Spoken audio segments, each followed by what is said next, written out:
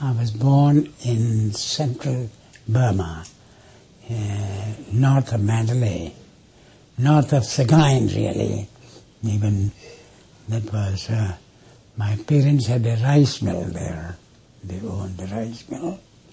And in fact, I helped my dad in selecting the rice mill from officially the manufacturers in Germany. And we got that installed. And the moment we installed that modern machinery, our production was about 15% higher than competition, and there was no competition left at all. I left Burma on nationalization. Immediately after the nationalization, there was no trade, nothing. They were all, buildings were monumental, nothing else, because you can't operate them. We had the flour mills, we had the rice mills, and we had the export trade. So we left everything and just migrated. I did feel quite, and I was quite depressed in a way that I didn't have the energy as I had when I first started. And I was accosted with a burden which was much larger than when I started my life, because I was not married when I started my life. I had all the responsibilities of my children and my daughters yet to be married, and no accommodation, no house, no property.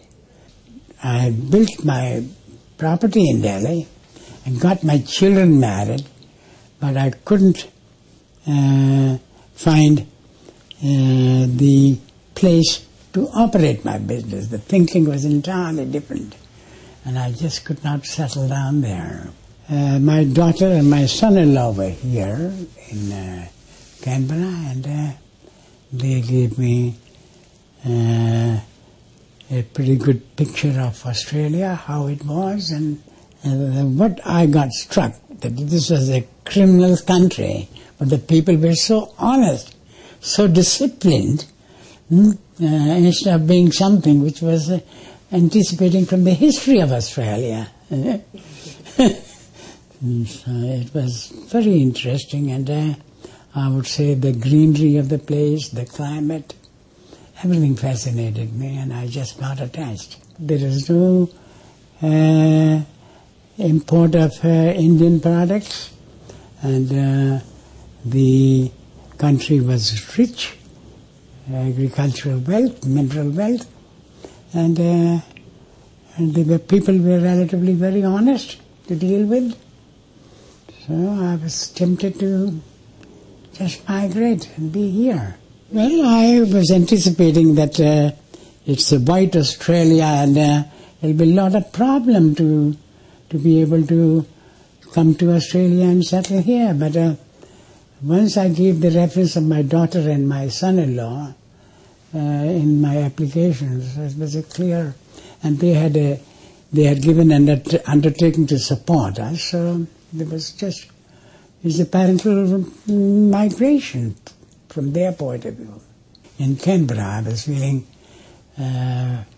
quite bored, because my daughter and son-in-law will be in the office working late hours. I found that Australia had hardly any import of Asiatic food and Indian food, but they never knew what basmati rice was. They did not know what it was and what was the Indian foods. I thought that I was able to do that better than most others.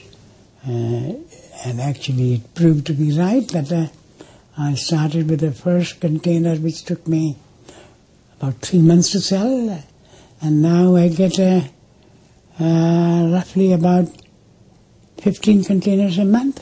I was never felt that I was in any way treated in any disrespectful manner, or I had no problem in trading as a young man would trade, and I was with mature experience.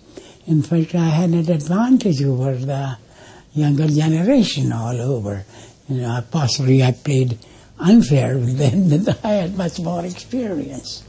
And I was able to anticipate what they were finding their way by touching it. And I was able to foresee it.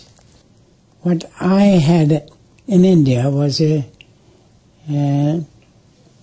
type of the people who had a lot of time to spare and can sit down and chat for hours together, as against here, one comes precisely for a set point of time, and that's it, and it snaps off. The warmth is there in India, which is detachment more in Australia. And so one has to be busy with his own books, and that's why I sit, my reading lamp, and I read here, and I'm quite content with what I'm doing.